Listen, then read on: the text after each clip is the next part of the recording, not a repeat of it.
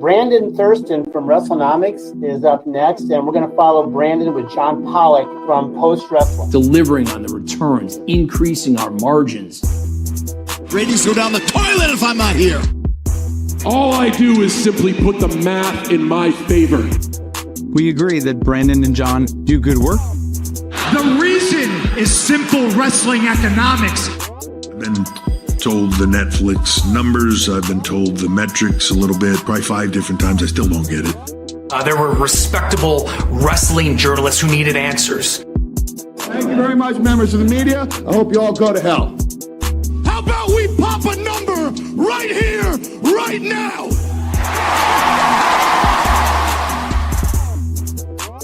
Whole part of the show, man.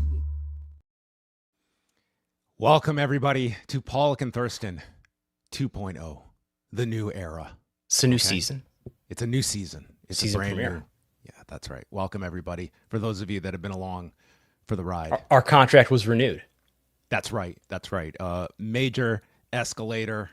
We have been able to come to an agreement, Brandon and I, that we have decided we are going to continue to work. It came together pretty fast, Came together very quickly. I want to thank all of our existing partners, and Brandon's Brandon. I mean, that's what it comes down to. No bureaucracy. We just sit down. Is this good for the fan base? We said yes, and that's how we move forward. And here's to our margins.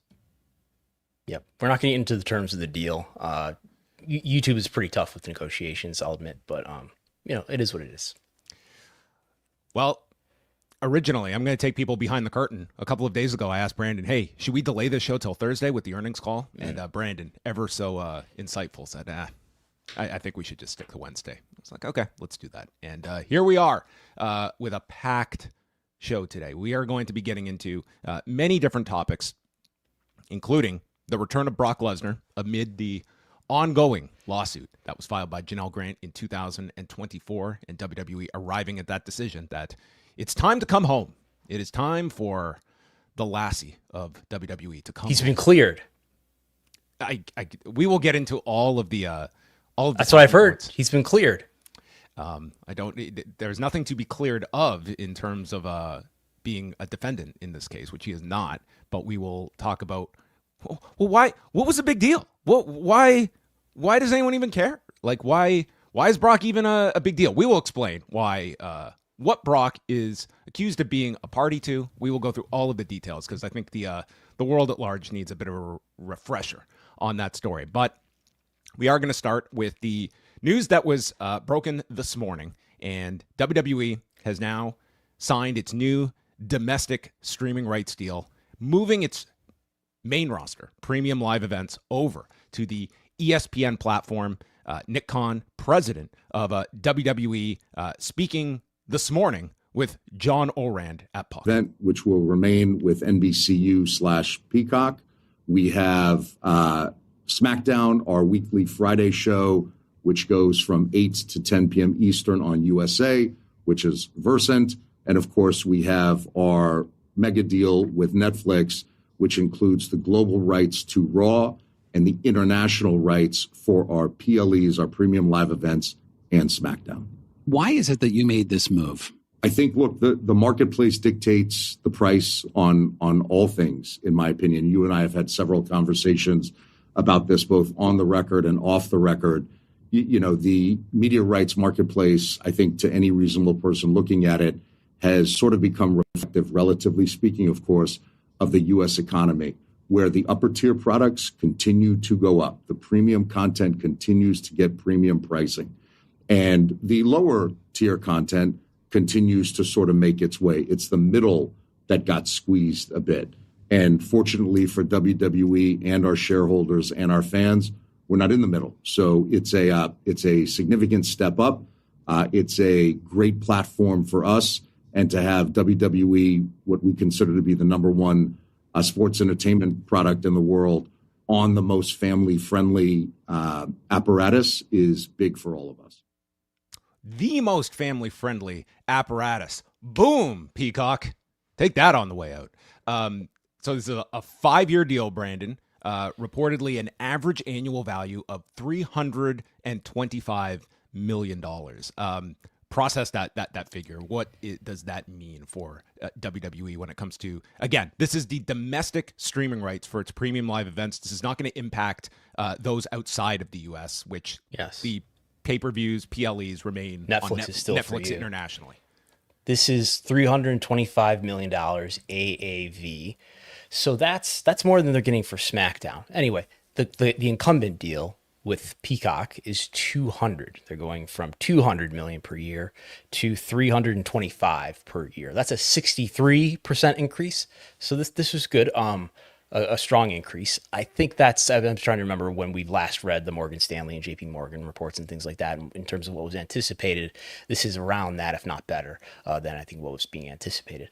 The raw portion of the deal for Netflix in the US, I think, is worth $325 million, something like that. I would price that at.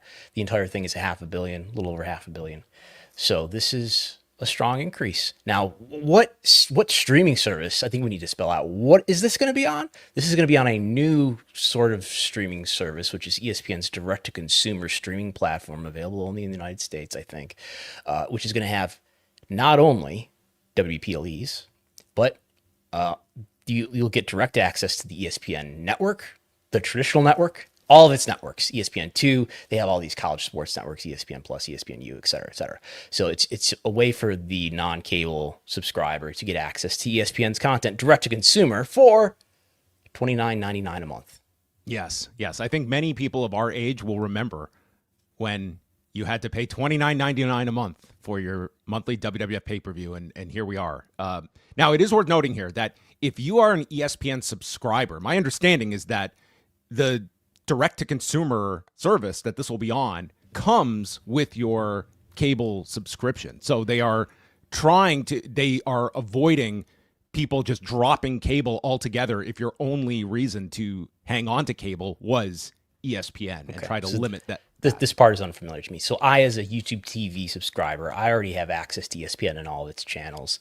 I'll just get free access, no additional cost, to see the WPLEs, which I may occasionally watch. I don't want to say definitively on that.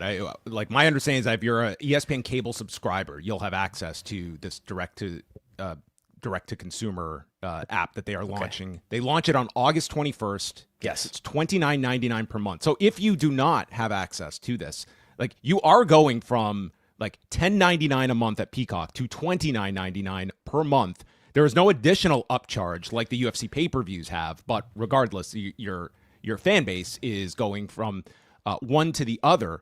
And Brandon, you've also learned some additional details here. This is not like a straight swap of that. The ESPN service is going to mirror what's currently on Peacock for WWE fans.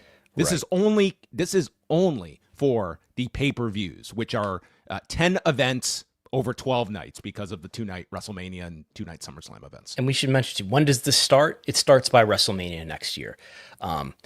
I believe that this Peacock deal for the live PLEs expires around March of next year. So I don't know if there'll be one event before WrestleMania. Who knows? But by WrestleMania, they'll be on this ESPN app. So additional details here. This does not contain the library that's on Peacock. This does not contain any of your archival content, any of the pay-per-views that have happened historically or this year. The big question that we're all trying to answer this morning is, where is Mid-South? Where can we watch the Mid-South wrestling episodes from the 80s? I'll tell you. I'll give you the spoiler, because in Canada, I already know where Mid-South is. It's on YouTube, okay? Is it on YouTube? Not on WWE's YouTube. It's on all of it on YouTube? Yes, it's on people's YouTubes that have initials like KZ or Monsoon Classic. I mean, that's where you're finding Mid-South if you're out of the U.S. Yeah, big fan of the KZ birthday YouTube channel. So I mean, that's a question. Where are U.S. wrestling fans going to be able to watch all that archival content that was such a big deal to us in 2014 when that stuff first started to become available? NXT PLEs sounds like not a part of this, right? No. Where's the AEW oppositional content going to air is a question. Yeah, that's a big one, because you have the WWE library that in theory is up for grabs, and you have these NXT PLEs, and then we know that TNA is in the market for a new deal, and we know that WWE is going to be shopping AAA. So you have all of these different components that... Although WWE doesn't own TNA yet. So, I mean, to W's credit, they've gotten more value out of less content here, right? They're not selling the library at ESPN. They're only selling the live PLEs. And I should add, too, I've been informed by a person familiar with the deal. You're not even going to be able to watch like this year's PLEs on ESPN. You'll be able to replay them after they air on ESPN's app. It sounds like WrestleMania 42 will be the starting point, and that event forward will be what's archived on ESPN. Right. Beginning so no old pay-per-views, only the ones that air there, you'll be able to replay them, which raises all sorts of window questions that we don't need to get into. But yeah, it's less content for more money. So you say this is a 63% increase on the Peacock deal, but it's for only the best part of the Peacock deal. Not all the stuff that comes with it, the library, the NXT PLEs, the delayed content to the extent that that's still there. I think SmackDown is still, the recent SmackDown episodes in the US are still on Peacock and things like that. So this is, I mean, business-wise, this is a good deal for WWE, I would say. This is an amazing deal for WWE. We might look back. Is this an amazing deal for ESPN? Like, there is virtually, I would say not virtual. It's an impossibility that they are going to attract the number of subscribers on a yearly basis to this thing that is going to justify $325 million a year. Like, we're talking, it's like Peacock. Peacock launched, and it launched with WWE. Yeah. You want the WWE fan is a good customer to have if you're starting a streaming service, and that's exactly what ESPN is doing. That's what they're looking at. They're looking at this paying off, hopefully by year 5, that this looks like a bargain for the PLEs, which, I mean, you looked at the $200 million figure back in 2021, and you thought that was an exorbitant amount for WWE's PLEs. Like, it was a more attractive deal than like the UFC deal had. But everything's worked out for Peacock, right? Now, incredibly profitable Peacock is, right? We'll talk about Peacock in just a second, because yes, they are kind of stuck. But here we are, and at the end of this deal, what was the end result? The market said WWE is worth even more than this. So, I mean, that's the ultimate barometer of these deals, is what is the highest suitor willing to pay. A lot of focus was on Netflix. Would Netflix be a player in this entire streaming rights deal? Because when you look back, if you were to kind of like chart the different pieces of WWE content, like, your weekly television feels like a better fit on an ESPN, whereas Netflix, I think it is more of like, they like to eventize things, and it feels as though the PLEs would almost be a more natural fit, but that is not going to be the case here. Are you surprised at all that Netflix did not just pay? Yeah, I mean, none of us were considering, and this deal makes sense, but none of us were considering, oh, maybe ESPN DTC will get it. Nobody was talking about that. At least we weren't. I'm a little surprised that it's not Netflix, because there's probably a value in bundling advertising sales together, something that none of us experience, right? But to sell, if Netflix is selling advertising during Raw, and it would be an even better thing to sell to advertisers to say it's Raw and PLEs that you're buying advertising to. But no, stock price I want to mention too. The stock price could move for all different reasons. I think the indexes are slightly up today, but it is down 2.5% as we speak here. So it's whatever value here was certainly baked in to the stock price. I should mention 2 other things that are in this report that's on Wrestlenomics.com and the Patreon and Substack for free. Is they will be doing on ESPN pre-shows and post-shows. No word on whether those will include press conferences, as well as they have some rights to do original content if they choose. And there's something else in here that eludes me. But we should talk about the simulcast aspect of this. The simulcast as well. aspect, yes. There's going to be several of the PLEs that will be able to be simulcast on ESPN Linear, and I think that's a big, the greatest value, I think, of all of this, and there's a lot of it beyond just the price tag that WWE is commanding, is all of the promotion that is going to come when ESPN is fully in business with you, and we have seen that effect when it's come to the UFC.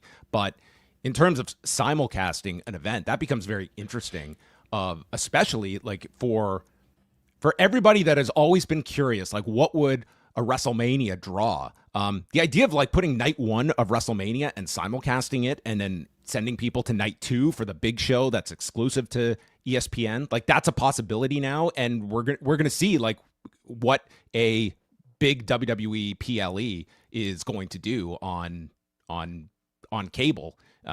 We won't have the streaming numbers, but we will get kind of an insight here because that's an aspect of this deal too.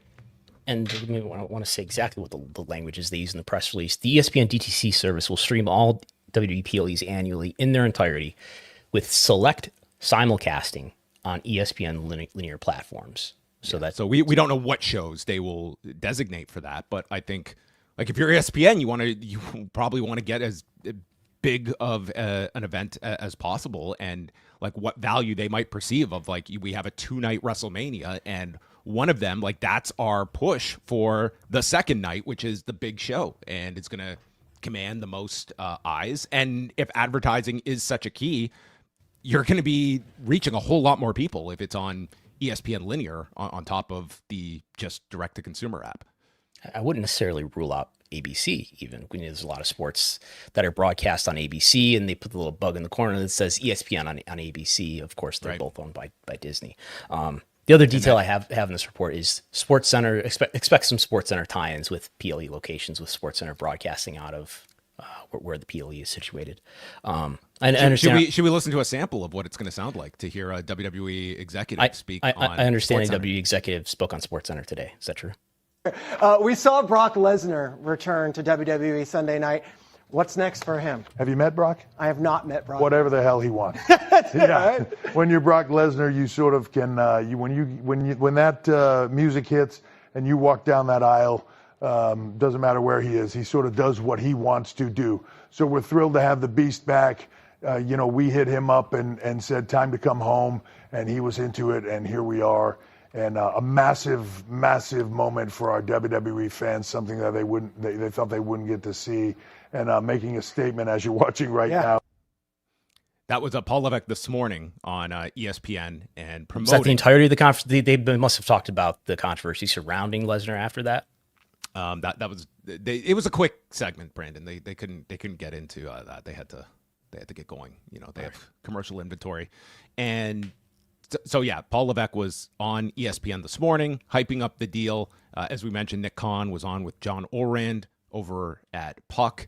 And this also comes this morning, Disney held its earnings call. And tonight, TKO holds its earnings call as well. So maybe we will get a little bit more detail from our favorite member of the WWE executive staff. The marketplace is frothy. Yes.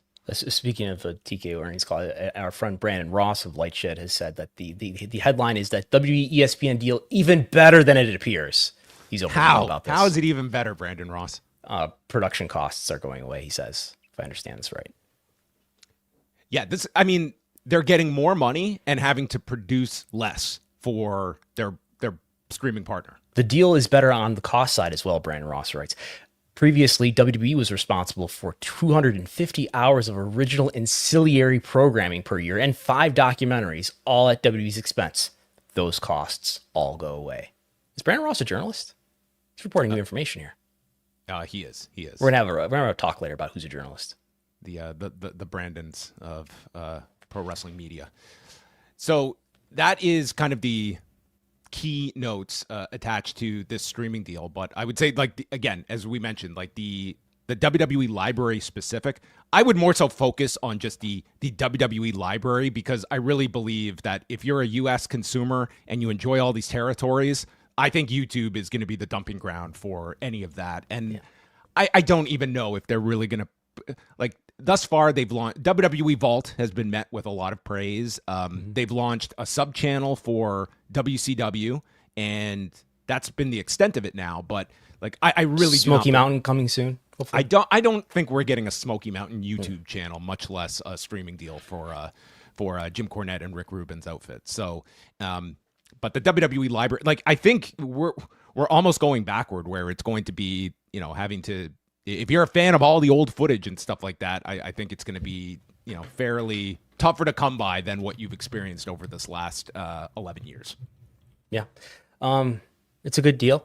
And my only question is, will this affect the reach of PLEs in terms of we've seen the effect that the increase in reach in pay-per-views on the W Network had. I think it had a really substantial positive benefit when those pay-per-views went from being viewed by, a few 100,000 households most of the time to nearly 2 million at the peak around 2018. And the positive effect I think there was again when they went to Peacock, when they went from not just being limited to their direct-to-consumer service that had 2 million households, but worldwide, and I guess like 1.1 million US, but going to Peacock where they were viewed by 20, 30, now 40 million subscribers in the United States. How many subscribers are really going to have access to this? I guess it's everybody who has ESPN. So we're starting at like 65 million right there. If you think about it that way, that is more than Peacock has by a substantial margin. So maybe it's even better if people actually turn on the app. All right. Just scanning here. Jake from the Windy City. Their current platform, ESPN Plus, crashes UFC cards every weekend, struggles to consistently stream pay-per-views, and airs 4 minutes of ads. It's going to be exciting. I mean, we should differentiate. This is not ESPN Plus. It is technically a separate apparatus that is launching. But yes, I think that's a very valid point, is that and what's the future of ESPN Plus when this thing launches? It would seem redundant to have ESPN Plus and the ESPN app. But I mean, again, I'm a Canadian consumer, so I don't have access to ESPN Plus, but I mean, it has sounded like nothing but an arduous experience for the UFC consumer to navigate ESPN Plus. It is just a very, very tumultuous app to deal with, and it's asking the most of you, where not only are you paying for the subscription for ESPN Plus, but then the $80 price tag on top of it for the UFC pay-per-view each month. Sounds like a great time to have a meeting with our partners at NordVPN or any others who may want to talk things over. And then what moves do you see AEW doing in television next regarding, he mentions ROH TV. I mean, there's really nothing on that front. I don't know if you would necessarily be expecting any sizable moves before the next U.S. domestic rights are up in a couple of years, which do have an option tacked on to the end of it as well, potentially. Yeah, I don't expect that TV networks are viewing Ring of Honor as popular enough to put it somewhere. It seems like Tony is still really loyal to WBD, and WBD apparently things didn't work out to put that on True TV, so I would not expect it. Okay, and we'll revisit these super chats. If you have any more questions later, feel free to send them in. But also a thank you here that sending support to the two of you, John. Got to get you a pint in that Irish bar in Tokyo again someday. Brandon, come with. You are legends. All right. This is one of our overseas fans. Yes. All right. Let's continue on. We're going to talk about, let's actually put a bow on this before we go on to the Brock discussion. Peacock reported its latest subscription figures, and for Q1, they had announced 41 million subs and a loss for the quarter of $215 million. For the second quarter this year, subscribers are flat from Q1, but the losses have been more than cut in half, down to a mere $101 million.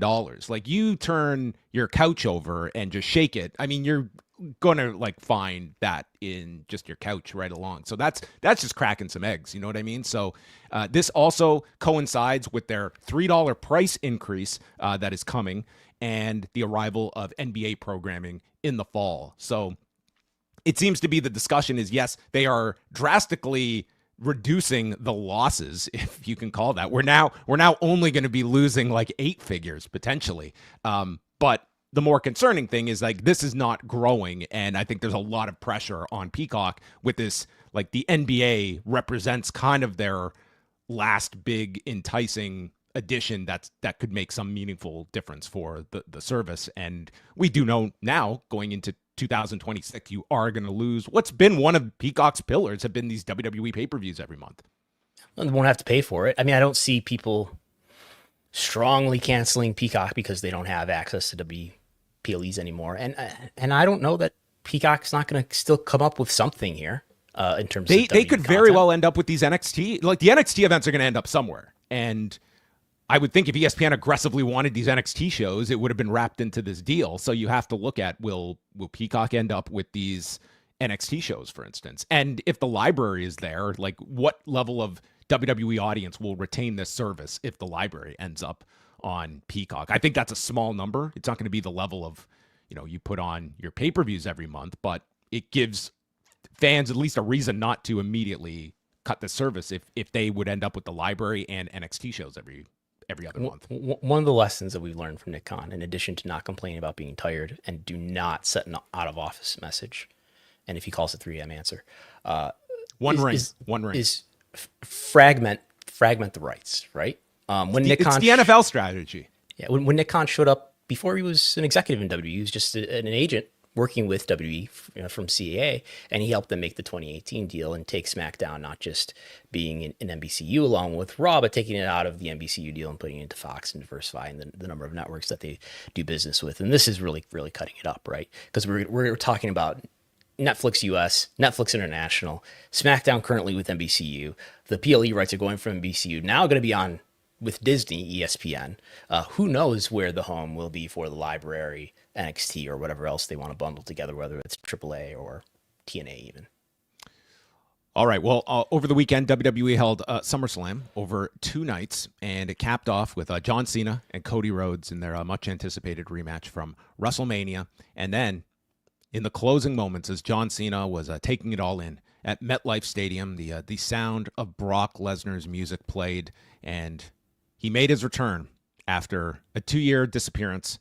And afterward, Paul Levesque was on the WWE Post Show speaking to members of the WWE staff about Brock Lesnar's return. About John being able to go out the way he wants to go out, to write his chapter. I know what that's like as a performer. I know what that's like for everybody to feel that, and I think for John to be able to do what he wants to do. So it's, one of the very first things I said to him is, who do you want? Who do you want, and how? And we're working through that. When you saw him there, what was going through your mind when you saw Brock Lesnar show up? I've been saying the same thing for 25 years. They deal them, I play them. I'm just really excited. We got like 12 of these things left. I think SummerSlam was an indication from the audience where everybody kind of knows we're closing our book, and just because I closed my book in December, that doesn't mean the WWE closes its books. They got to continue their programming going forward. So they're just trying to make the most exciting show for the fans, man. Well, ladies and gentlemen, we are still buzzing over the return and one of the most shocking conclusions in SummerSlam history, the return of Brock Lesnar. Earlier today, I had the opportunity to sit down with WWE President Nick Khan and WWE's Chief Content Officer Paul Triple H Levesque. And I asked them a simple question. When was it determined that Brock Lesnar would return to WWE? They told me they reached out to Brock a number of weeks ago and said, we believe it's time for you to come home. Brock Lesnar said, let's do it, and here we are. Here we are. Let it be said that Michael Cole, I think, did more digging than some others. Michael Cole's a journalist. Look at that. Perhaps. I mean, hey, just because his real name isn't Michael Cole doesn't mean... He's getting answers that we can't get, that's for sure.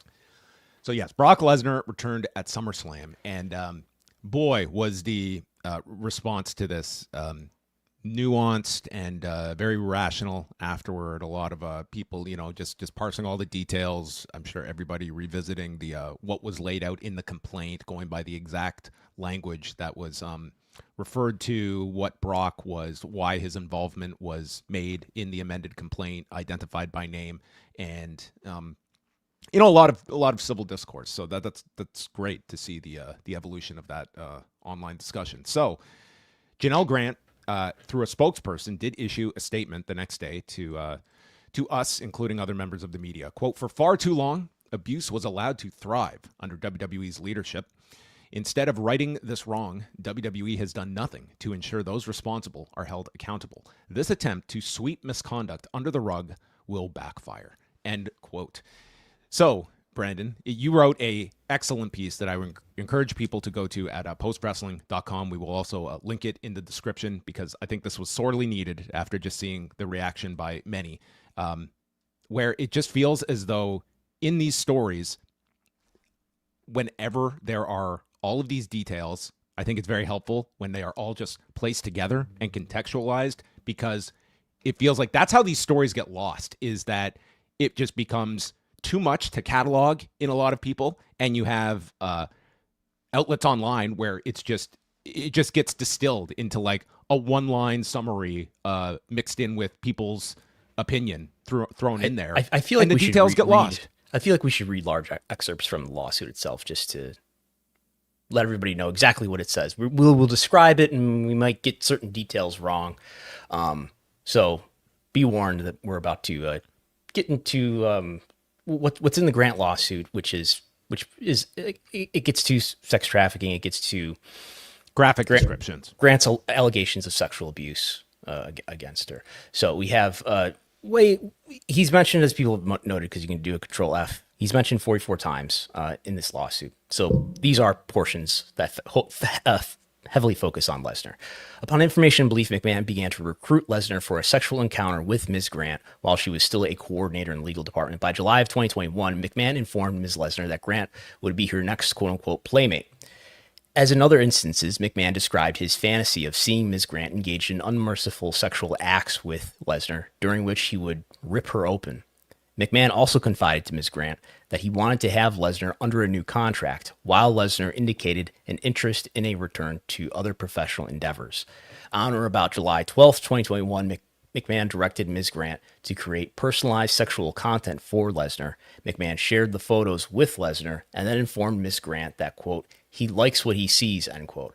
And then we have embedded in the complaint, Grant has this screenshot of a text message with Vince where he's saying, yes, I need a pic, etc. I need a pic for Brock with appropriate text underneath. And then we have 40 minutes later, he's sort of urging her, because she hasn't responded yet, where's his pic? I actually want to send a video or photo. The complaint goes on. July 21, 2022, McMahon flew and or caused Lesnar to fly on a jet into a local airport and travel into Connecticut across state lines. That's relevant for legal reasons. For what McMahon describes to Ms. Grant as, quote, a business dinner, as well as a sexual encounter with Ms. Grant in McMahon's condo. Upon information and belief, the dinner was to discuss Lesnar's continued involvement with WWE. Prior to the business dinner with McMahon, Lesnar made a brief visit to Ms. Grant's building. However, Lesnar did not return to the building for a sexual encounter because he was too intoxicated and taken back to the plane. Because he was too intoxicated, McMahon came home and went back to Grant. And Grant alleges that at that time, McMahon sexually assaulted her and role-played as Lesnar, physically abused her while she begged him to stop. I'll also add, like, it's implied that when it said Lesnar made a brief visit to Ms. Grant's building, I would surmise that it meant that they did meet in person there. They briefly met in person, it sounds like, yeah. That was the reading I had of it, even though it's like it's not spelled out like what that brief visit entailed before the dinner and then him not returning afterward. Right. Lesnar made a brief visit to Ms. Grant's building, so it sounds like they met in person. Okay. In December 2021, McMahon gave Ms. Grant's personal cell phone number to Lesnar. At this time, she also alleges that they had an agreement, sort of an informal agreement about what the contract and renewal would be, but it was not finalized yet. So Vince gives Grant's phone number to Lesnar and promises, quote, she'll do anything, end quote, requested of her.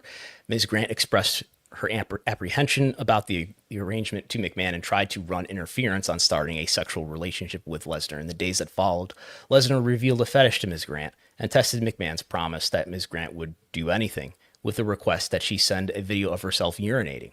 Unable to recognize herself, Ms. Grant went numb and obeyed. Lesnar informed Ms. Grant if she had not complied with the request, Lesnar would have lost any interest in her and then called her a bitch.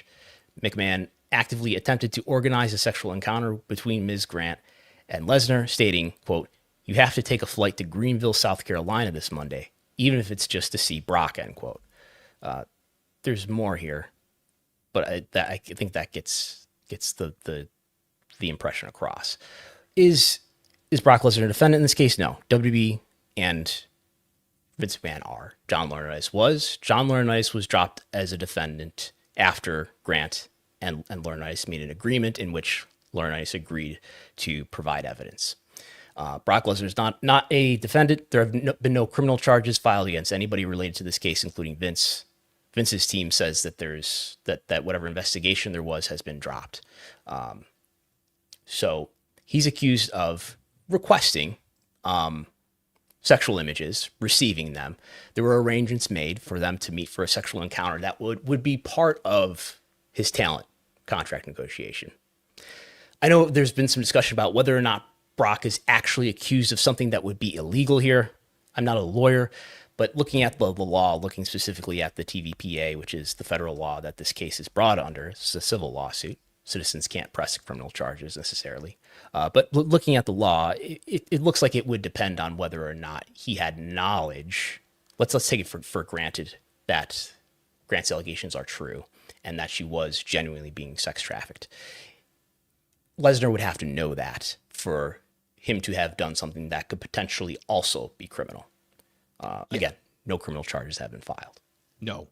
So, I mean, what this is going to come down to is, first of all, this was ultimately and only a TKO decision not to use Brock Lesnar. He last appeared at SummerSlam 2 years ago in Detroit in 2023, and then the complaint was filed the week of the Royal Rumble 2024, which Brock was scheduled for that Royal Rumble. Brock was scheduled both for the Royal Rumble, the following PLE, which and this is not just somebody's report. Levesque confirmed this. Yes, and then was to do Elimination Chamber and WrestleMania. Those were all off the books for Lesnar. He this involved like 2K, very much limiting Lesnar's presence in the upcoming video game, and there has been no utilization of Brock Lesnar up until this past week. So something obviously changed weeks ago where they felt the confidence level that we can greenlight Brock Lesnar, and thus we got his return over the weekend. What level of this is, again, Brock Lesnar is not a defendant here, but as well, and I've seen this a lot, the idea that this was a guy who was just getting his phone spammed with messages that were unsolicited. I mean, that is not the impression that he was requesting images. He was actively requesting pornographic according material, according to Grant, and requesting videos. And to be fair, what we have here are the text message records that have been provided in the complaint by Grant are between Grant and McMahon. We don't have anything directly. There are no texts involving from Janel Lesnar. Grant and Brock Lesnar, and we don't know if those exist. But she says they do. So, but we have not seen them. So yes, that's where things stand. It does bring up a lot of questions in this whole like this has been a 1.5 year legal process. Has Brock Lesnar cooperated at all in this time? Has Brock Lesnar been spoken to in any regard? All of these are open questions, and I don't think we're going to get any kind of a clear-cut answer of what the decision-making process was by TKO that for 1.5 years they did not want to touch this guy, and now was the time to bring him back. As far as other legal proceedings, we don't know the answer, and we may never know the answer, but reportedly there was a grand jury convened to investigate allegations of sexual misconduct surrounding this case against Vince McMahon. Grand juries interview all sorts of people. It's reasonable to ask whether or not they interviewed Lesnar. We don't know, and the nature of grand jury proceedings are that they are very secretive, so we may never know. But he's accused of being involved in this sex trafficking scheme that Grant alleges McMahon coerced her into, and that's an important part. It's not just that she was, you could say doing sex work for McMahon or something like that, but that she alleges that she was coerced because McMahon had, according to her, enormous control over her life, her employment, her health care. She was, according to her, coerced into being trafficked, not just to Lesnar, but also to Laurinaitis, into the abuse that she says occurred against her. And Lesnar, according to her, requested images, and it seems to have been open, certainly, to some sort of sexual encounter with her, which never occurred. Yeah, and at least through the texts between Janel Grant and Vince McMahon, there's no smoking gun that Brock Lesnar was ever. There's no evidence here of Brock Lesnar actively negotiating for Janel Grant that we can see. This is between Vince and She Janel certainly Grant. characterizes it as something that would entice Lesnar to re-sign his talent contract. Right. It's just we don't have anything that it directly implicates Brock Lesnar as requesting Janel Grant in exchange for his next contract negotiation. But that is definitely the discussion that Vince McMahon and Janel Grant have, where Vince McMahon is openly talking about this and Janel saying that your next contract negotiations just got a lot easier. Yeah, if there's anything to that, presumably something like Discovery, if we ever get there, would shed light on whether or not Lesnar said things to the effect that would support Grant's allegations that sexual encounters with her were in fact a part of that talent negotiation, as she says. So on top of that was the decision made by WWE to eliminate post-show press conferences. They are no more a staple of these premium live events. Permanently going forward? Seems like it. It certainly seems like it. It was described on the broadcast as this is our new format, and Paul Levesque stating that with a throng of fans outside MetLife Stadium said, "This is the WWE. I don't want to be in a room talking to people. I want to just be adored here in front of all of these fans chanting, 'We want Brock.'" So were they chanting "We want Brock"? Or were they chanting "We want Cross"? I've heard there's some debate about that. That's been raised to me. Well, I don't know. We'll see. Okay. So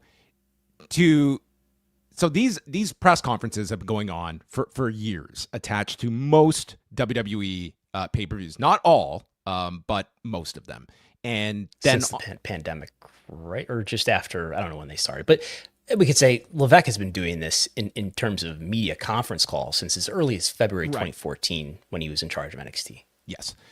And so Saturday, members of the media that were in New Jersey to cover SummerSlam, that is when media was alerted there would be no press conference. And that was, I don't think met well by people of the media who have budgeted for these trips, and the press conference is part of their coverage. And for you, Brandon, you specifically would go to these events only for the press conference, as I can very much attest to. Brandon was not there for the to enjoy some entertainment. Yeah. So and the cookies were good. I mean, that's one thing. I know absolutely nobody is going to have any sympathy for any of us in that regard, but it is like a costly venture to cover some of these shows. But so the press conferences were dropped, and it was a myriad of issues over the weekend. Obviously, front and center was the Brock Lesnar return. That I think even the most pessimistic observer, I can't imagine there wouldn't have just been some tap dancing of the question of why are you bringing back Brock at this point that was raised, that would have been raised at the press conference. On top of that, we had Paul Levesque's recent trip to the White House as part of the new President's Council, and then that video was shown on the pay-per-view broadcast, but not with the sound of the crowd, which videos quickly circulated on Saturday night of them soundly booing this video. Are you sure they were booing? But boos are just louder than cheers, though. Let's listen for ourselves.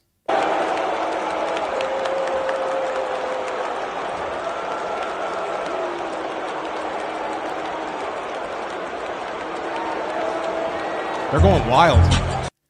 Okay. Did you play the Brock return, or was that the response to? I heard some clapping in there. I heard some people slamming their hands together. Maybe. Well, these were all of the Chris Christie supporters here. I'm sure that were just aghast by it. Maybe they were booing Lawrence Taylor. Is that possible? Also part of the council. Yeah, anything's possible. Yeah. So I quite honestly did not think this would have been that big of a controversy for Paul Levesque to have to shield behind the Trump visit. The Trump visit. I mean, Paul Levesque can very much, just position that, like, of all the things to attach yourself to this administration, being part of this president's council that is now, as we go forward, it's also very much linked to an administration that is now cutting a whole lot of costs when it comes to various vaccines and such. But Paul Levesque can simply say, "Hey, we're trying to get kids to be healthy. What's wrong with that?" I think RFK Jr.'s niece had a W tryout this weekend too. That is right. She was at the tryouts as well. So, I mean, very much ingrained with all of this.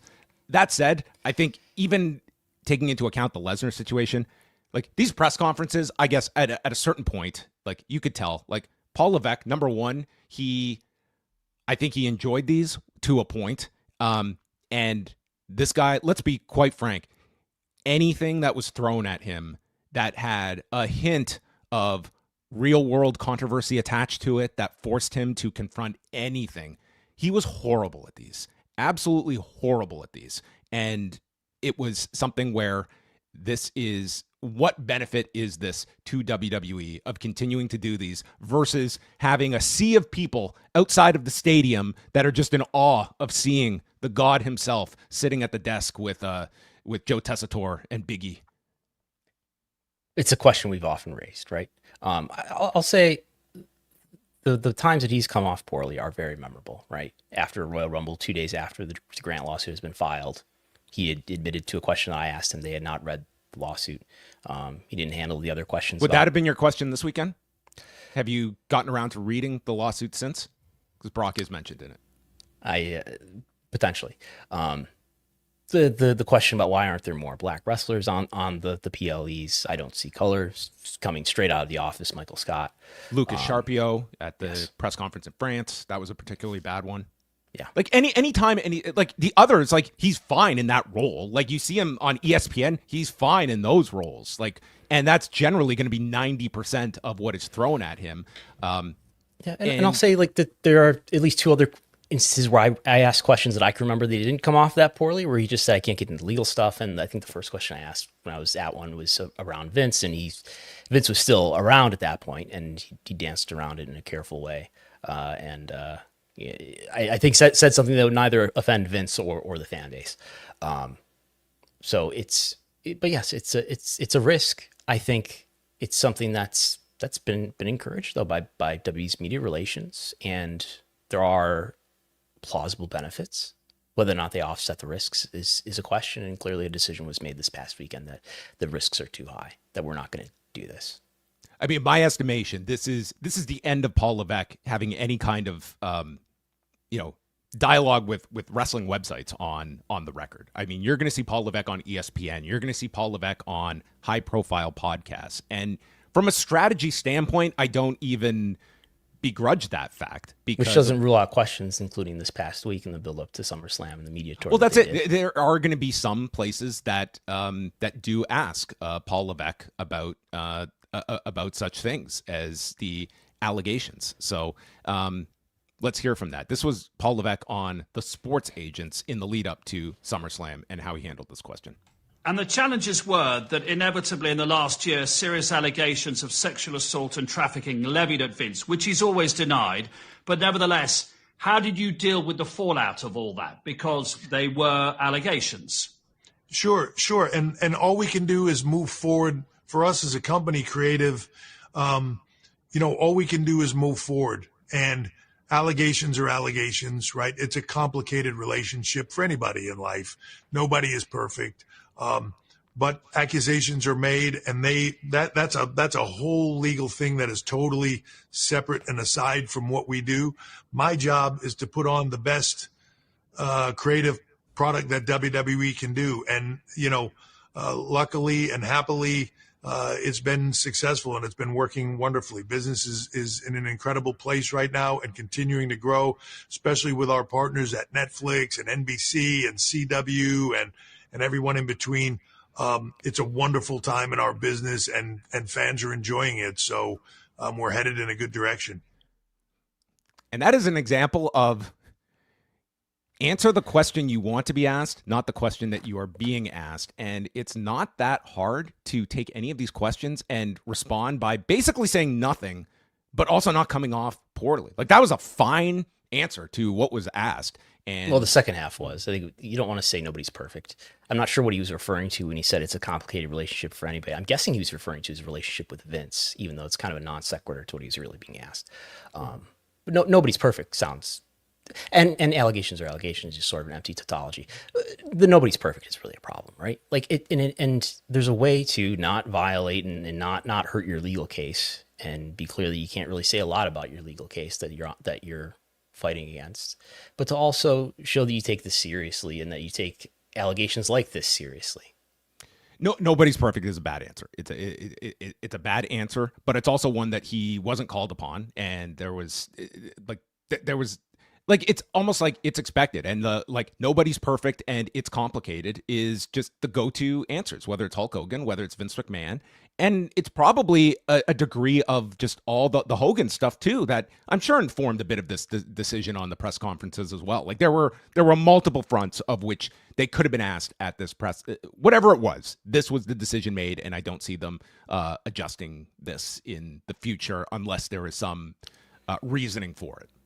Before we get, I think we're gonna get into Bill Simmons soon, but I want to think about with Brock Lesnar. He's accused of perhaps being he's accused of being a part of a sex trafficking operation, allegedly, that Vince was conducting.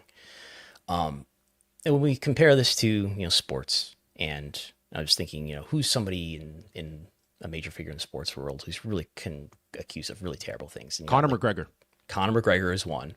Okay, well, let's say UFC is they're so they're so not concerned with things like that. You got Dana White slapping his wife on video and the rest. Like this Deshaun Watson, who's accused of numerous allegations of sexual misconduct. And I think NFL fans correct me. He's going to start for the Browns at quarterback this season. Certainly in terms of volume, he's accused of a lot more than Lesnar is. But maybe I was thinking, well, maybe the comparison in terms of how the public reacts is not like sports when we're talking about wrestling. Maybe it's more like acting and entertainment. Think about like Kevin Spacey, even though he has been put on trial, he's been acquitted. But he probably can't really find acting work. And there's, I'm sure, other examples. Armie Hammer, maybe another example that people could point to say that they haven't been convicted of crimes, but they're not being included in this entertainment world where it's not really about this merit-based sporting event to find out who the best players or team is, but it's clearly a situation where entertainment executives are making a decision about who to include. So I think that I'm just asking like a psychological question. I think that feels more like morally infused to people than it does in the sports world, where, and I think in another case, like as a Bills fan, Von Miller is accused of domestic violence against his pregnant girlfriend. I think he was arrested. Charges were not brought, but he still played for the Bills. And were Bills fans around here like throwing their hands up and say, I'm never going to watch the Bills again? I can tell you they weren't, not that I saw, but I'm a casual fan. And even first of all, there has been online backlash toward this, but none of that. I mean, we haven't seen Brock on TV since. And regardless, I mean, he's coming back as a heel. It's going to be very difficult for an audience that even would want to protest Brock in that type of a setting. But number two, the more important is there has been, here we are, days removed, no sign of any kind of a sponsor uneasiness about this. Right. That is something that would have been tangible that a WWE would react to. And I am sure that they would do this probably with either the understanding that they're not going to have that sponsor revolt, or that they're in a very 2K Sports was called before they made this decision. You would think so. But I can't say for certain, but it's obviously one that, you have not seen any kind of reaction like that to Brock Lesnar being brought back, and is, at the end of the day, is WWE having the reaction that, we could have brought this guy back a year ago if we had chosen. Would this have been all that different if we did this a year ago when he was a year younger? Let's really get people upset. Is there something about the atmosphere, and maybe in Canada, maybe I'll just have to weigh in here. Is there something about the atmosphere in the country and in media, in the public, that makes it feel like this is more okay? And I sort of do tie this in with the sort of dismissal of the media too, and look at what the White House is doing with, excluding Wall Street Journal and excluding the AP because they, report things that the administration doesn't like. And is sort of the re-election of Donald Trump not a message to tell people, look, this moral purity that you want to apply to things like entertainment. This is going too far, and we can in fact we can do this. We can get away with this without a problem. People aren't going to care. ConAgra's not going to. Slim Jim's not going to care. 2K Sports is going to put up a fight about this. It is tied to that. I think that there's this overall, if you subscribe to that theory, it's the belief of just slotting all of this into this course correction for what was believed to have just been people just going crazy toward these people. And all of a sudden, everything that anyone has done is just lumped into the most benign, And getting someone. What leads me to believe that is the openness with the politics too. The visiting, not only visiting the White House, but putting the video of visiting the White House on the SummerSlam broadcast, talking about Trump in interviews, in a way that they would never do before. I think It's a very obvious and calculated shift. Like they have had, like the McMahon family has visited with the president multiple times, and they have never shared those photos on WWE broadcast. They have never promoted the fact of like Linda's roles in the administration all these years. None of that has been on WWE television, and now it's obviously been a shift. And whether that's look how UFC, like that's not a bug, that's a feature of the product. And whether they just feel that, listen, the noise online is just that noise. It's not really turning off any fans, and it's going to endear us to more of that audience. It's going to label our company as someone that is not going to cede to the woke culture that is running this country over. I'm sure there's a lot of that thinking that there is no tangible like negative to this that we're going to feel in any kind of financial sense, sponsorship sense. Like, why are we holding back when it comes to utilizing someone who we're paying a ton of money and he's sitting at home? Like, what's the big deal? Like, we have gone through this. We have gone through all these controversies with Saudi Arabia. We plowed through. We made all the money on this that this contract provided us. And yeah, we received a ton of criticism. But where are we at the end of the day? Are we better ahead or not with this Saudi Arabia deal? And it's like the same thinking applies here. And the same thinking will be used if UFC gets another fight with Conor McGregor, that he will be embraced and people will spend with their dollars regardless. If you can provide entertainment through your services, you have a very either forgiving audience or one that will just check that stuff at the door and take you as like the athlete performer that you are providing your services to as that fan. And that's the extent of the transaction. Yeah, to add real quick, our NFL correspondents have informed us that Deshaun Watson blew his Achilles tendon and is at least not starting at the beginning of the regular season. I've been thinking about the Snickers doctrine, and that maybe it is more of a collaborative effort in terms of a cause to make a wrestling company do something that is morally related, like in the case of removing the Fabulous Moolah name from the Battle Royal, or pushing Vince over the edge to resign in 2024. In that, well, the reason why they do that, they don't just do that because they know the information. They do that because of the media pressure, and I think the media pressure happens because the public feels a certain way, not just wrestling fans. Those people too, but media. You write articles because you think people care about this information because it's newsworthy, and then people actually read it, and it actually does get attention. So I think it's maybe more of a collaborative energy that ultimately causes those things to happen.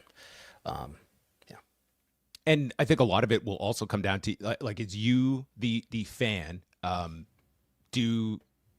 if you do care about this stuff and what you are supporting from this entertainment you enjoy, like, do you feel that these figures like a Paul Levesque, do they owe any transparency to you, the public? And that's the vehicle that these media press conferences or media availabilities provide, a very limited dialogue where there will be times that they do have to answer to you, the fan, about certain aspects. Like, do you care about that?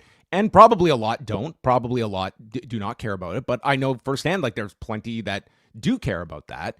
And there's plenty who don't want you to ask those questions too. It is. But at the same time, like, it doesn't always have to be the default of you, the fan, of is this good for WWE's business? Like, unless you are a shareholder or hold stock in WWE, TKO, like your answer does not have to be determined by, is this good for the company? Like, this is a great PLE deal for TKO, and therefore I can understand why I'm now paying $30 for these events. That does not have to be your default as a fan. What makes you a fan of this product, and how does it impact you? They are going to be fine. And when they have the ability to run from any kind of accountability, is that something that you just give a pass for them, that this is good for their business, that they cut things like press conferences, or they do not have to deal with any of the fallout of decisions like this? Maybe you don't care, but if you do, I think, like, look at yourself as just a consumer, and how does that impact you? I think it's, as time has gone on in life over the years, I feel, especially in the age of social media, that it's harder and harder to escape ethical thinking and politics, even as I'm sure we're inviting people to tell us to keep politics out of wrestling with a lot of our recent discussions.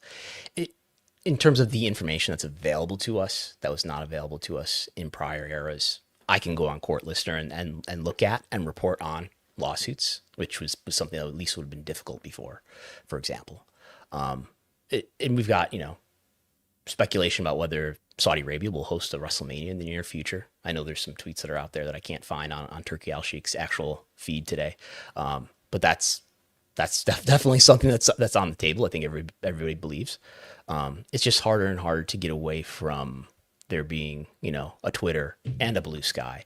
And I feel like we're just on a road to live in a world where there's like just two increasingly bifurcating economies. There's a left economy and a right economy, and I don't know where WWE exactly fits. I think it's clearly, in terms of Paul Levesque's leadership, it's fitting over to the right, but it's concerning, I guess. We'll also add that Hulk Hogan's funeral took place on Tuesday in Clearwater, Florida, and among the people that were in attendance, Paul Levesque, along with Stephanie, Vince McMahon, making a rare public appearance, and John Laurinaitis was at the funeral as well. This was in the Tampa area, I assume? This was in Clearwater on Tuesday.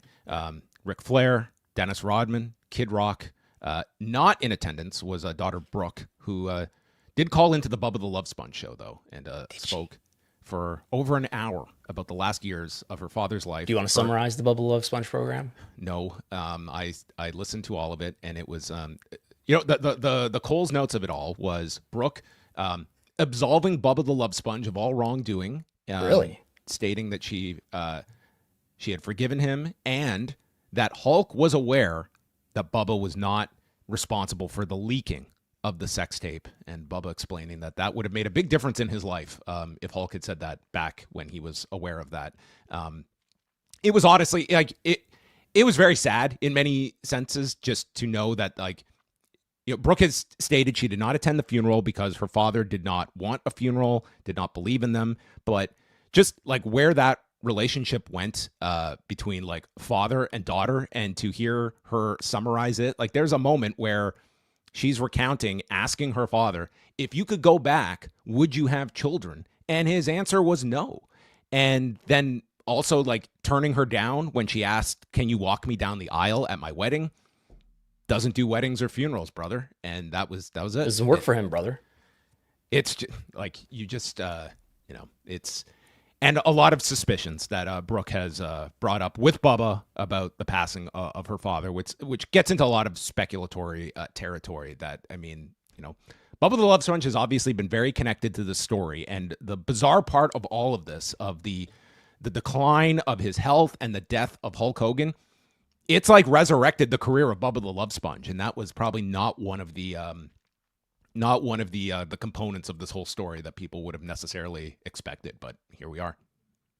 Yeah, there's Bubba Love Sponge for you. I know. I sort of view, especially the last several years of his life, he's kind of and clearly he's given away the doubt, the benefit of the doubt for sympathy. But I see Hogan as kind of a sad figure of a guy who's kind of desperate for attention and approval of a certain kind. TKO, as we mentioned, will hold its earnings call tonight covering Q2, which will be the period from April 1st to June 30th. So this will include the business for the 2-night WrestleMania in Las Vegas.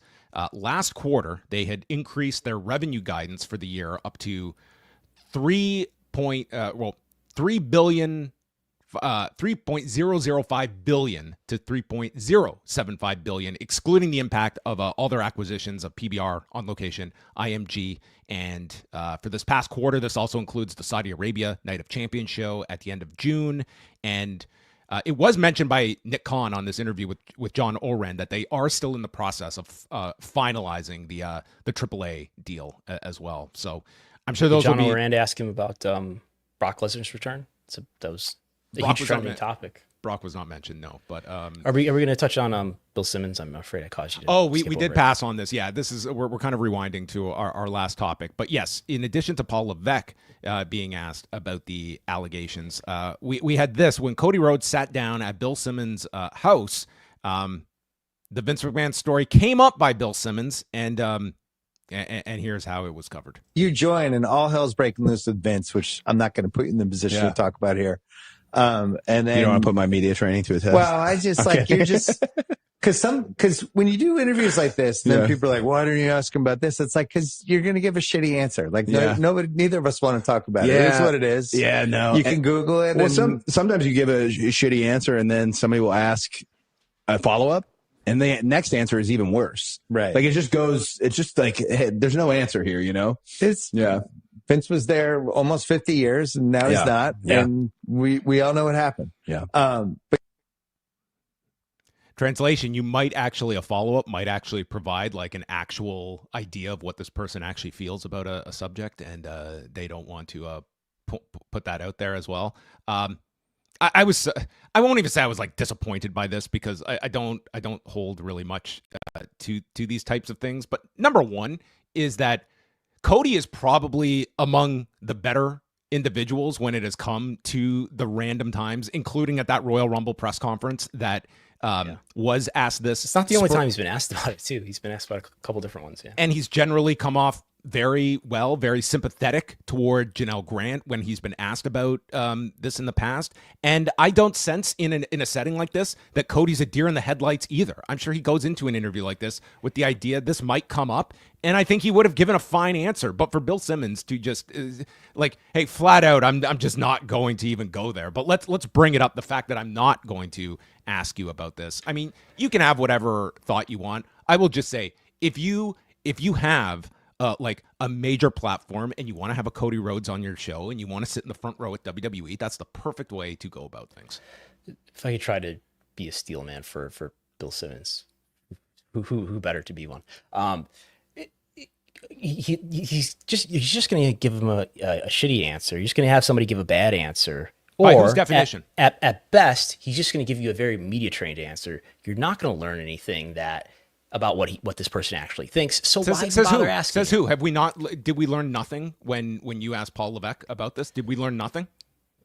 We learned that he didn't read the lawsuit. Did Bill Simmons learn how many times have we gone back to those Nick Khan interviews with Bill Simmons when Vince has come up? Did we not learn anything? I actually think Bill Simmons got the most out of Nick Khan when it comes to the thought process of Vince McMahon. You know, you go away for a while and then, you know, it's a more sensitive culture and then you come back. People like a comeback story. I think Bill Simmons actually got an incredible answer out of Nick Khan that I also believe was sincere on Nick Khan's part and gave you a very much of an insight onto what his thoughts were toward Vince McMahon. So I completely disagree with Bill Simmons' assessment of this. And as me, like, if I'm interviewing you, Brandon, and you give me an answer, like, I might have my opinion, but it's the audience that will determine if it's a great answer or not. Like, I am not the one here that's going to dictate that. If, like, I could say a million questions that I have might generate a bad answer, it doesn't mean that disqualifies me from asking them. I think it's sort of a good example of the natural selection of media access too, right? Like, who's interviewed Nick Khan more times than Bill Simmons? Who gets to talk to, you know, Cody Rhodes for however long they talked? It's somebody who a powerful corporation is assured is a safe setting. Not only safe, but also a big reach setting. This is a big podcast, Bill Simmons. But it's not so much that, like, WWE casts a spell over him and makes him lie and present himself as a sycophant. It's the people who are that way who get to have the access. And to be fair to Bill Simmons, he did ask some questions to Nick Khan around the timing of various Vince events. He was involved in a Netflix documentary that at least touched on this scandal for like 10 minutes. Which is even more bizarre of someone that's been like, whatever you want to assign like Bill Simmons, like I don't think people are going to label him like a journalist, but like if you even want to call him whatever, but in his role as like an executive producer of a documentary, and he's been in these settings where there is journalism applied, like having that mindset of like, why am I even going to ask this? It's just going to be a bad answer. Like, are you telling me like if you interviewed Vince McMahon, would it just be bad answers, and that would prevent you from asking tough questions? Talk about the good times. Talk about WrestleMania 3 or something. Like he's been literally in these settings with these people asking those questions for those purposes. But now in the environment of a podcast, I'm not saying Cody is the one that has to bear the responsibility of having to answer all these, but the guy is more than equipped to do so and has shown it. And like it is what it is. And I don't think Cody was like, his reaction here was not to just clam up. I mean, it was, you know, he would have, I feel very confident he would have had a fine answer. No, he's not going to go in depth and share, you know, anything crazy, but I thought it was a remarkable instance of Simmons just volunteering his unwillingness to do journalism. I think, is he a journalist? He's the editor-in-chief founder of The Ringer, right? Which is like undoubtedly a journalistic enterprise, right?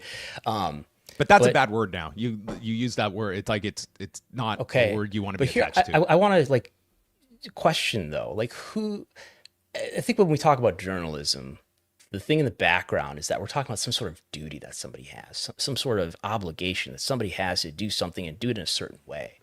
And I think I internalized that we have certain duties to do certain things and do them in the proper way.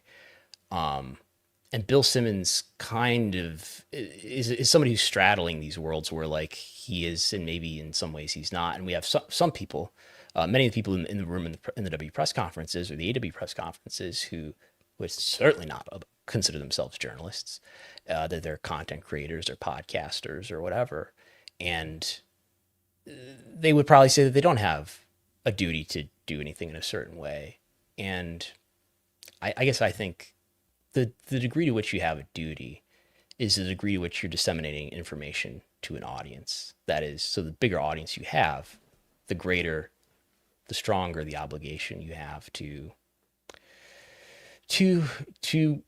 hold power to account when you have the opportunity, for one example. But also understand that there is a great incentive to de-incentivize media to go that direction. Like, let's just look at it, okay? You and I are never going to be Bill Simmons. We're never going to have the platform of a Bill Simmons. We're probably not getting 2 hours with Nick Khan. We're probably not getting Cody Rhodes into our front row into our basement. Premiere.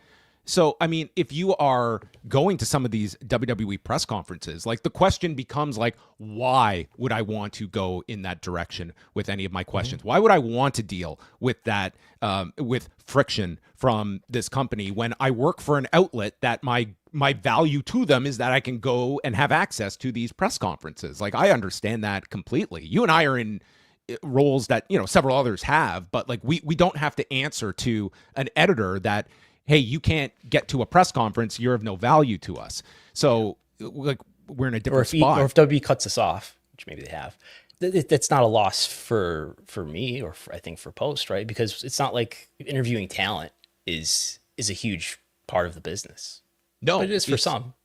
And like, you have to understand that as well. But like, when the incentive is taken away to go that direction, and even worse is when you have also, like, when the very few that do opt to go down that lane for literally no incentive other than to cover what few are, you have a fan base that will absolutely attack you for that and just give further like de-emphasis of going that way. Like, The WWE doesn't have to like raise a finger when like you want to go down that path, and you're going to get audiences that are like jumping down your throat for my favorite is bringing up these topics. It's happened this past weekend. I get DMs, not from people harassing me, but from people telling me about the harassment and telling me to hang in there. Like, I have no idea what you're talking about. I haven't been looking at the replies. You don't check your mentions. You live pretty comfortably. But anyway, those are our thoughts, and I'm sure this will, as always, endear us to many out there. We've been going long here. Let's talk very quickly about so WWE Unreal dropped last week, all 5 episodes of it on Netflix, and we got the first set of viewership data from Trum, and the show ranked 9th in its global rankings with 2.3 million views across 10.7 million hours watched of the series, which clocks in at 4 hours and 41 minutes over the 5 episodes. It did rank behind Raw for the week by 400,000 views for the week. That's for the July 28th episode of Raw. I would say, well, like week 1, like I don't know what your level of exposure was to this series, Brandon. I've not watched it. You do not strike me as someone that sat down and binged it. I've seen the first 2 episodes. But, I mean, just going through, like, anecdotally, it seemed like the first day there were a lot of clips circulating and discussion. And I would say by Thursday, that had almost disappeared. Like, it felt like this was a 24, 48-hour thing that wrestling fans attracted. And this is maybe a series that people will find over time. But I wouldn't say in week 1 that this broke through to any significant level that maybe people anticipated that, your non-WWE Raw viewing audience would be checking out. And this didn't even attract the same level as Raw did. Yeah, it made the top 10. I mean, that would be... It's not like a disaster, but in terms of it just being this like breakout show of some of their other like true crime dramas or other reality series, it didn't feel like it did not feel like it really crossed over to your mainstream sports outlets that were just fascinated by the behind the scenes machinations of WWE, and this being like the comp would be the Mr. McMahon series. This have far less interest than the Mr. McMahon series by the very data that we have. That's true. Yeah. So, SummerSlam did not rank in the global top 10.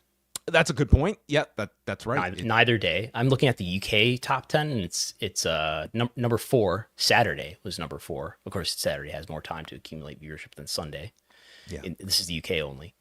I'll also add for Unreal, it ranked in the top 10 in 8 countries. Absent were Canada and Bolivia. And I mention those because I don't think there's been a week that has gone by that Canada and Bolivia Raw does not rank. And a lot of times SmackDown ranks, and that's only on 3 days of viewership. So I did find it interesting that those 2 countries in particular that are just absolutely the most reliable when it comes to their top 10 rankings reflecting WWE, and Unreal was not represented with them. You got Canada, 4 slots occupied by WWE in Canada. Both days of SummerSlam, Raw and SmackDown. In fairness, I don't think this country can watch any more wrestling, so that might also have been maybe they're going to catch up this week on WWE Unreal. So, AEW redacted. Why don't you tell us about this? This is the ongoing Christopher Dispenza lawsuit against Jon Moxley and AEW. Brandon had talked about this last week, that there was a filing where Beatnik Incorporated is... Beatnik Investments LLC. Sorry, Beatnik Investments LLC was... they made a filing and redacted a portion about the ownership of Beatnik. And they are sticking to this and not willing to unredact this information. Why don't you break this down in a more concise way than I did? We need everybody to concentrate here. Okay. This is a lawsuit filed by a former production member for the Jon Moxley shove moment, right? That happened in Detroit, at a show in Detroit. So the lawsuit started in state level court in Michigan, Wayne County, which is where Detroit is.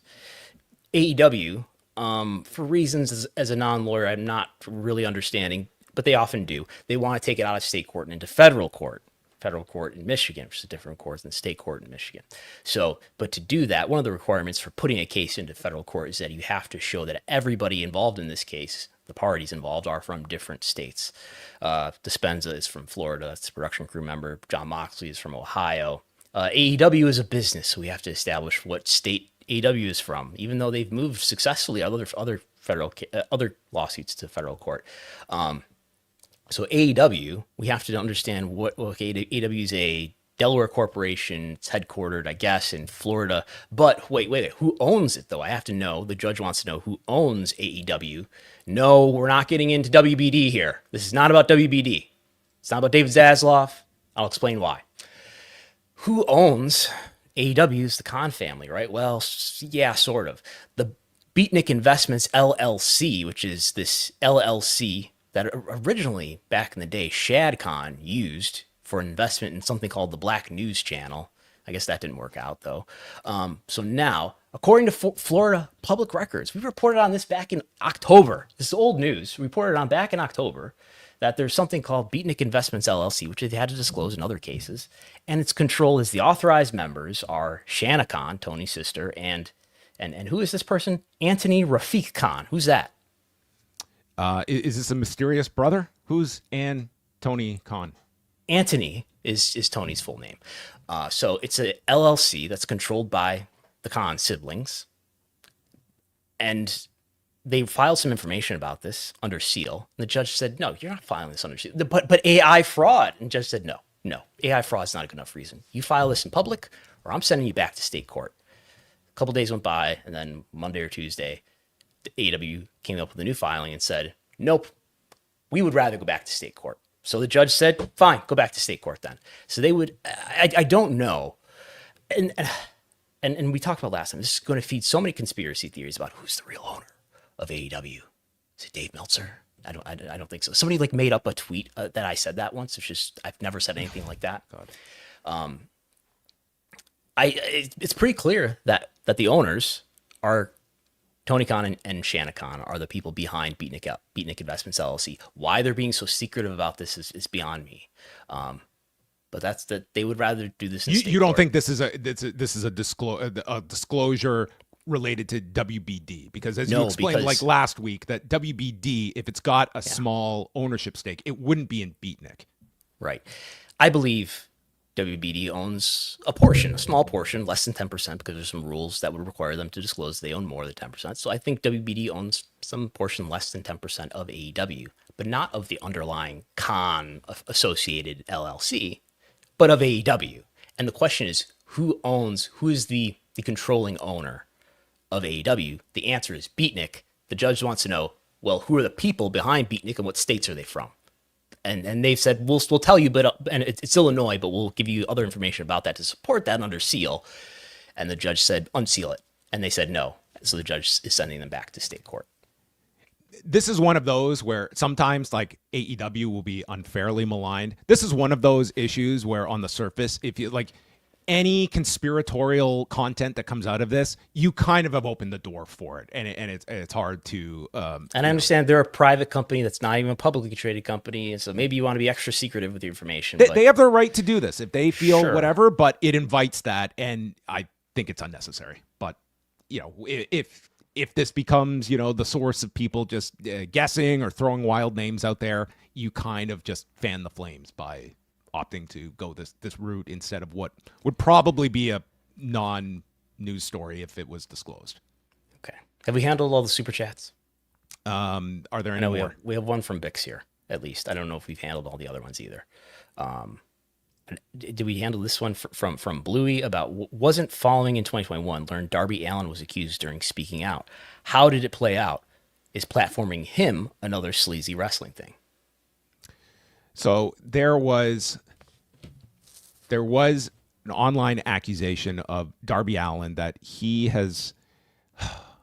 I'm trying to remember the exact specifics. I know that his former wife Priscilla Kelly had very much defended Darby at the time, and was one that I don't believe Darby himself has ever addressed what it was or all of the specifics attached to it. Yeah, I'm trying to find. My memory is not better than yours. There are tweets about this that have been deleted, but I think there are. I think one thing that would help in the Lesnar case included that I was thinking about this past weekend is like at least in the NFL or other major sports leagues, there's like, okay, this person's been suspended for XYZ time, or they're under review. There's at least a little bit of transparency about what the consequences are, how this is handled. And for WWE, no bureaucracy. It's just who knows what they did or didn't do or reviewed or didn't review. Yeah, I mean, there's that element. Hulk Hogan was suspended, it turned out, for 3 years. Found out 3 years later, right? Yes. We in the case of the N-word rant and so forth, they just put out a press release 3 years after it happened and said, "Oh, his suspension is over with," after never saying that there was a suspension in the first place. All right. Any other super chats that we have here? Yes, Jake from Lindy City says, I could see TNA and AAA on Peacock as a make good. I think that's possible. Yes. It's certainly, like, I think you're looking at that. I mean, TNA is in active negotiations, according to Carlos Silva, for its next deal. And we know that, like, AAA is being shopped. Their Triple Mania is going to air August 16th on the WWE's YouTube channel. So that almost feels as though, like, that's a just advertisement of the show with WWE's involvement on a major digital platform, and to take this as kind of our pilot to program and shop around to see if it can be, an add-on to another particular deal. If there's something involving the NXT PLEs, like they have more elements at their disposal to sell, and that's the game. Yeah, more you can bundle these 3 minor properties together, and maybe that comes up with something substantial. Vic says, why all the Grant cleared Brock media /troll lies? Conflation is a wonderful thing for evading scrutiny. Yeah. I mean, again, I'm not the person that is digging into. I think there were reports that he was. I think this is just a sort of semantic confusion, right? That he was cleared. It sounds like he was reportedly cleared by WWE's or TKO's legal team in terms of they were comfortable putting him on television again. Yes. Not cleared certainly not cleared by Janel Grant of anything. Not that he's a defendant anyway. I think that's pretty easy to decipher for most, but maybe not for all. No, it's not as though Janel Grant has just come back and said, you know what, everything with Brock, remove him from the complaint. I was misspoken or anything like that. Like, his name is there. You had the response from Janel Grant's team. I mean, that pretty much tells you all from the Janel Grant side. Nothing of that has changed. Brock can't be removed as a defendant from this complaint. He's not a defendant in this particular complaint. Yeah. And there's no indication that he's like cooperating with Grant's side as Laurinaitis is. Not that we're aware of. No. Yes. Okay. One more. Budget cuts incoming. Going by history, no idea. Yeah. It's always, people love to talk about that with an earnings call being associated with talent cuts. I wish people cared as much about employee cuts as they do about talent cuts. There've been a lot of them. They add up. People are not on TV, so we don't care about them as much. Well, we will pay attention. Thank you, everyone. Welcome to Pollock and Thurston 2.0, the new era. We've gone long, but there was a lengthy amount of stories to get to today. Brandon has original reporting up today with more details on the WWE deal with ESPN. You can go to brandonthurston.substack.com or Patreon. A very non-serious Substack that I've started for non-wrestling things. But the real Substack is Wrestlenomics.substack.com. You can also get the same content at patreon.com/Wrestlenomics. Oh, thank you for the correction. You can check out that. Also, I will be back tonight with Wei Ting right after Dynamite here on the Post Wrestling YouTube channel. I have also put out a post profile on my my whole obit on Hulk Hogan. It's about 16,000 words, but I did an audio component to it. If you just want to hear my relaxing voice that I've been told is anything but relaxing, that is up there. And I mixed it in with all these clips from his career, including some interviews I dug up that I conducted with Hulk Hogan, including years and years ago, where I actually did talk to him about his thoughts on unionization, why he's not so into unions. Really? I did not recall this until I listened to it myself. So, yes. And asking him point blank. I was wondering if you're going to do audio of that. Looking forward to listening. Yeah. So you can check that out at postwrestlingcafe.com. Thanks to everyone for listening. Thanks for the super chats. Thanks for tuning in. We're here every Wednesday, 1 p.m. Eastern time. Subscribe to the Wrestlenomics and Post Wrestling YouTube channels. And that's it for us. Goodbye.